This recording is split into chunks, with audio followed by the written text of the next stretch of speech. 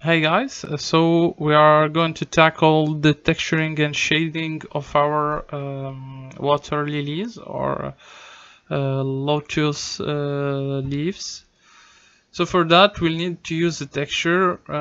We could possibly use some procedural textures, but they will not give really good results because these are pretty much big objects. They are not as small as the grass strands or the swamp grass, but they are a little bit bigger, and so they'll grasp some attention from the viewer, and we need them to be a little bit more to have more quality in them. So this is why we are going to aim for we are going to search for a texture. So I found one on textures.com.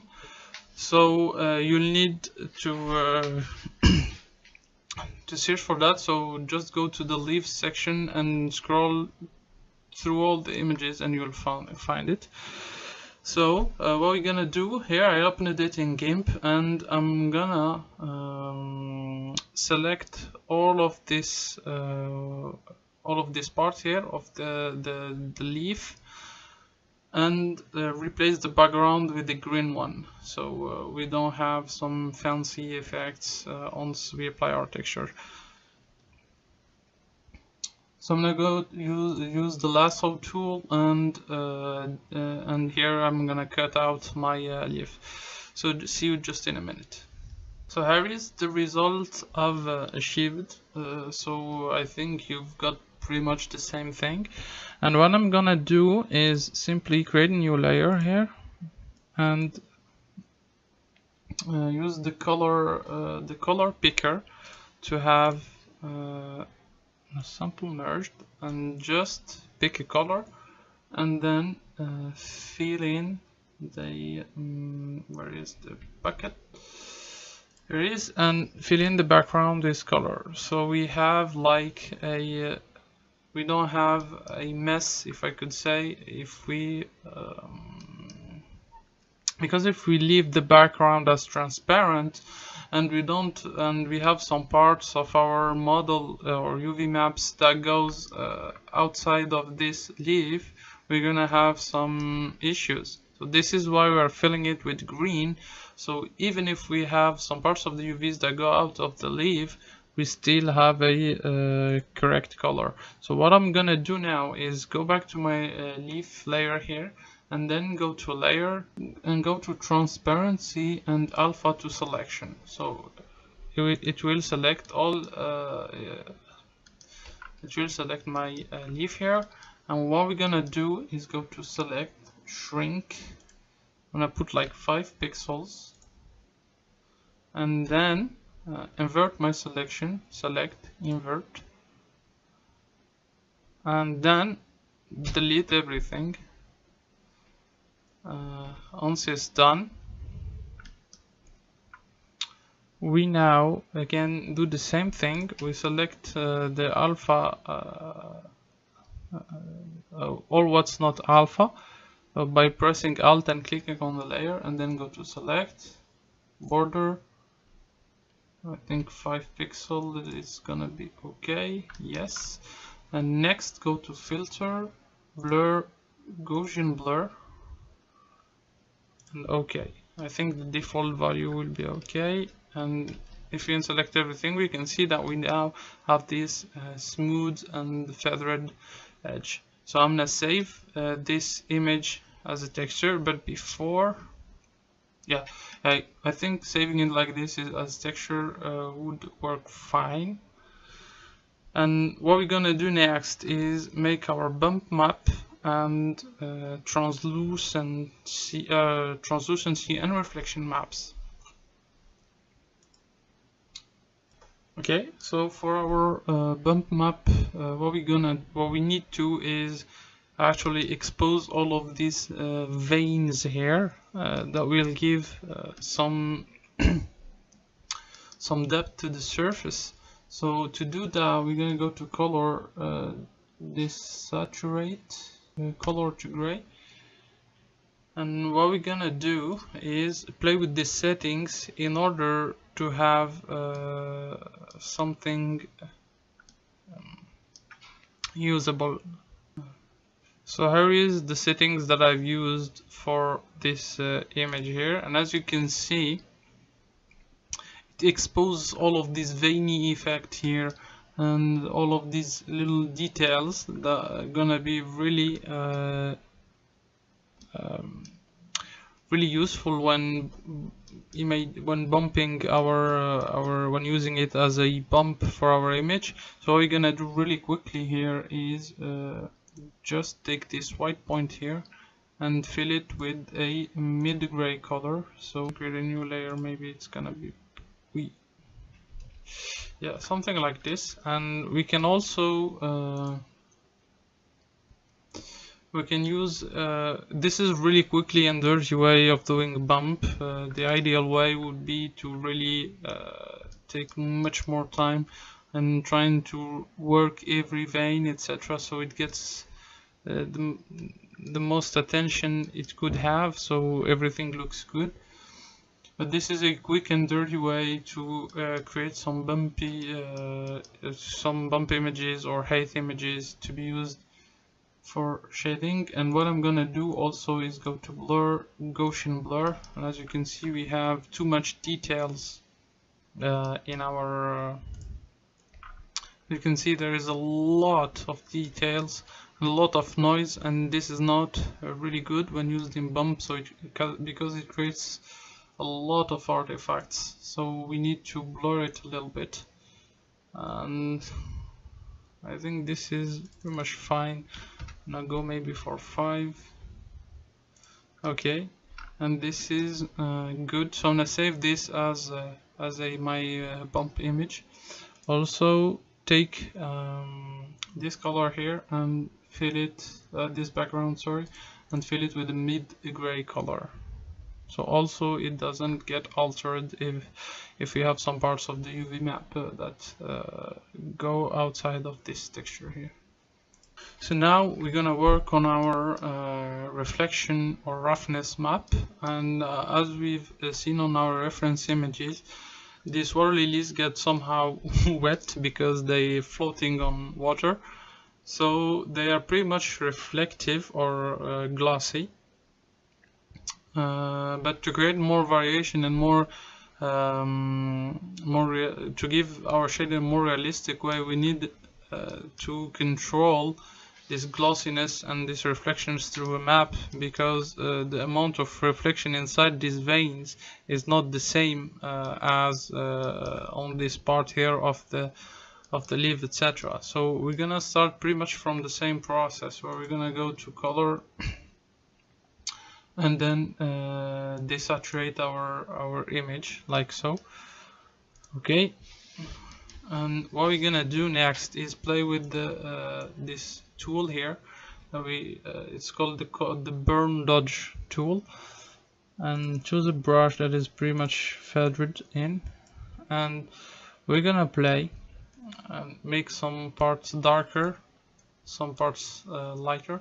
So all of the outer parts, I think they're gonna be pretty much darker than the inner part, because they are more touched with water than the inner parts. The image is pretty much huge, so this is why it's a bit laggy. Something like so. We can use some fancy brushes like this to create more variations.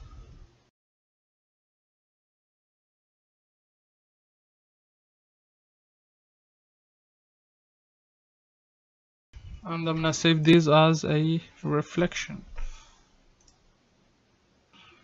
And now for the translucency map, we're gonna exactly do the same using this dodge color, and we dodge burn tool, and we're gonna just go and make the more translucent parts here. I know it looks a little bit nasty now, but once we have everything laid out, it should look better. Now we have this here.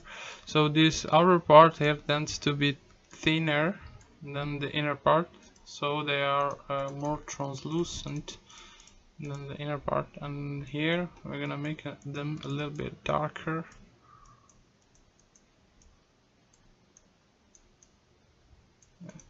Okay, so and this is gonna be our translucent map. So here we are back in Blender. So I'm gonna create my shader here, new, and I'm gonna call it Lotus leaf here. And again, it's a principled BSDF. That's gonna be connected there. Control T as always. And I think we've already unwrapped or not our object, so I'm not Shift U and unwrap it like so. I'm gonna open my texture now. So here we are, we have our leaf, and here I choose my texture, go to edit mode and scale a little bit our UV map here, so in order to fit there, and try to center it. So, and as you can see, we always have these parts that exceed our texture unless we make it a little bit smaller.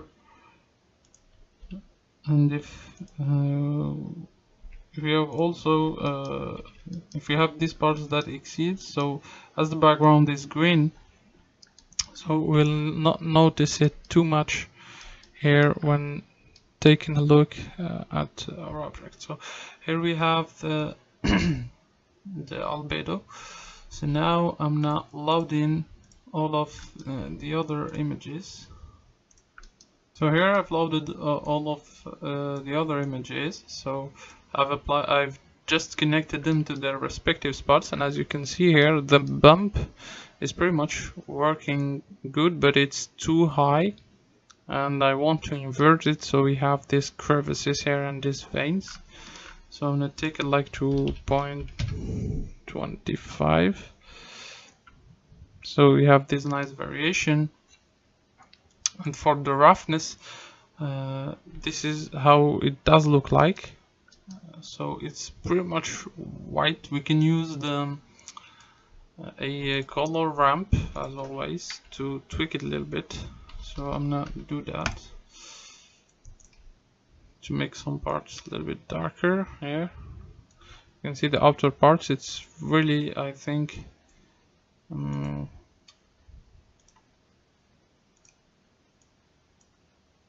yeah, something like this would be nice, I think. So these parts will always be wet because water tends, even in addition to that, if water is a little bit wavy or so it will get these it will get on top of our leaf, and I think it's too much reflective, so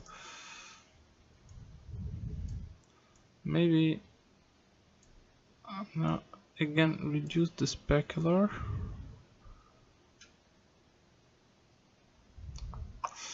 Make it a little bit more rough. Yeah, something like so I think is pretty much good, because we don't want to have too much of reflections. So I think something like this is good. And with all the bump and the details we've added to our object, it's looking pretty much nice. And then what I'm gonna do is add a translucent BSDF, and I'm actually hesitating between using mixed shader or not shader, but I'm gonna go with a mix and load in my image.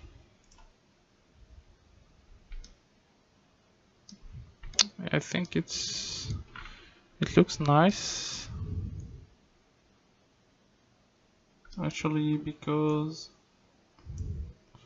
you have these color variations that are as a result of our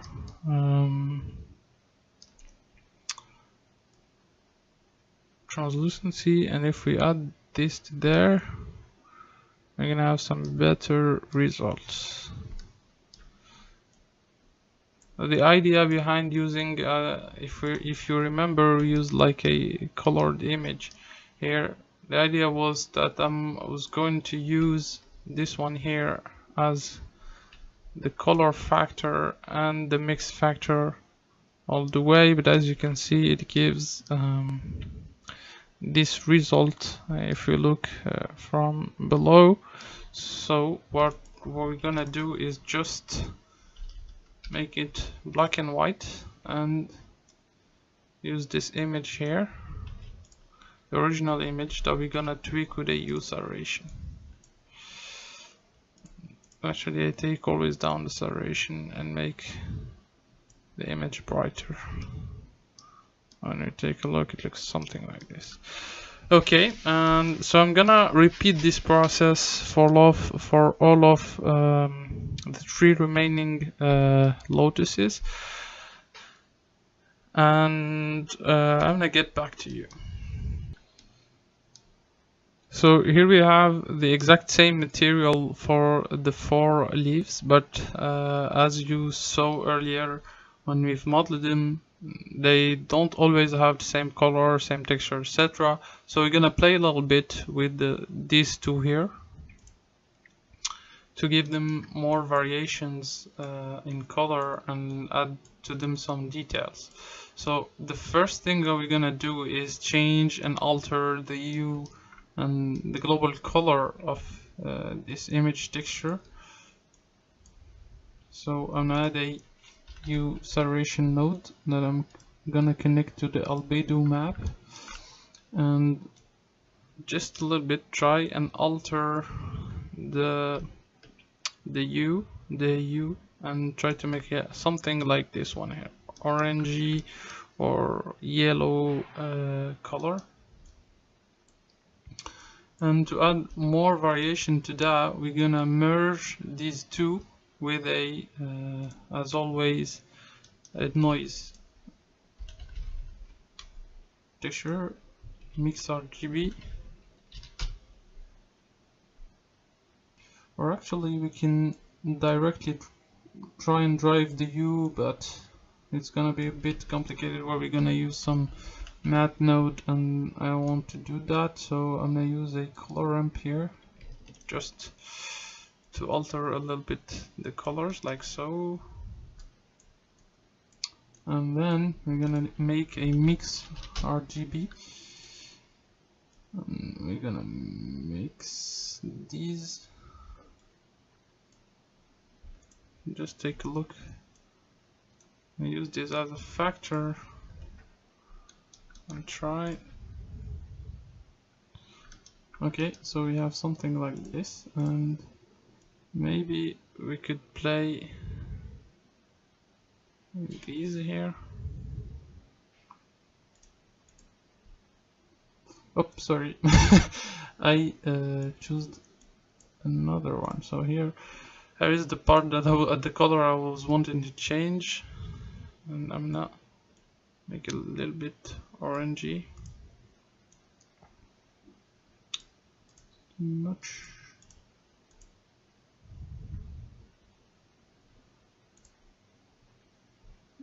I don't know if I have, yeah, the image is always open, and we can actually just pick the color from there. Yeah, and this is the result I was aiming for. Take a little bit the saturation and the value. It's gonna be, and add some more contrast.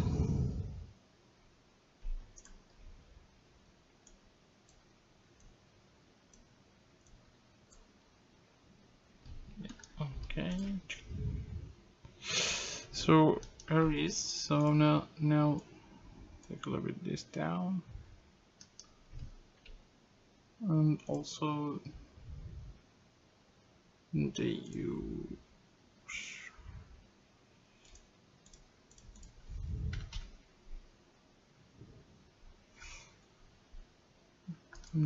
Maybe invert these two colors, as I'm not convinced of how it does look like actually.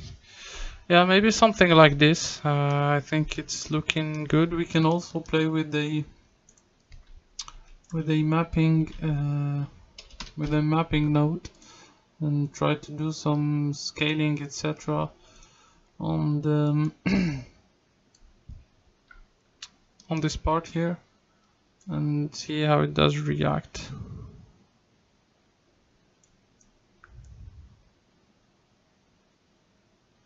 I put this to 1 here. Try to switch to texture. Yeah, something like so. It can be interesting. So it depends on what you want as a result. So maybe you would also create a texture for a mask texture, but to avoid having a tutorial that takes too long to complete, maybe we're gonna stick with that. Okay, so here it is, and I'm gonna do pretty much the same thing with this one here, but it's gonna have a more uniform color. So what I'm gonna do is actually again start with a hue saturation that I'm gonna place on the albedo texture here. Okay, and try to find a orangey maybe effect or color.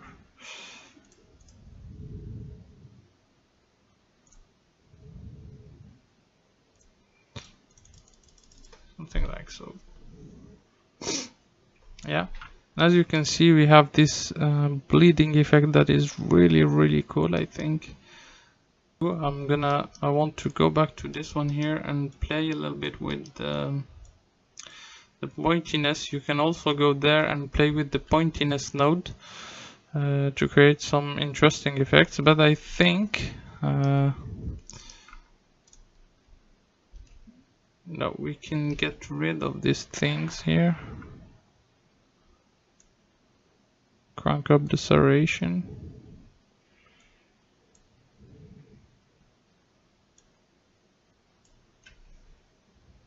And what we're gonna do is play with the brightness contrast here and get in more contrast. Yes, and I think it's looking good for now. And we can stick with these two. We can also play, add some variation to this one here, again with the hue saturation. Get more saturation on this one here.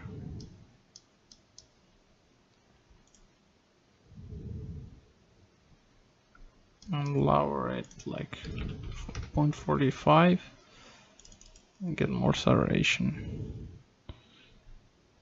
So we have varying color.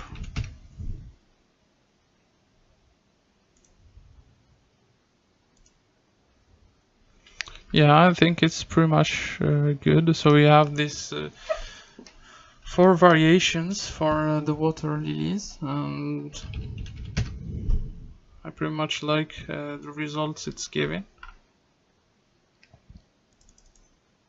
The bump map, as you can see, is working well. We are pretty much done. So what I want to do now is just make a quick render of it. Just see how it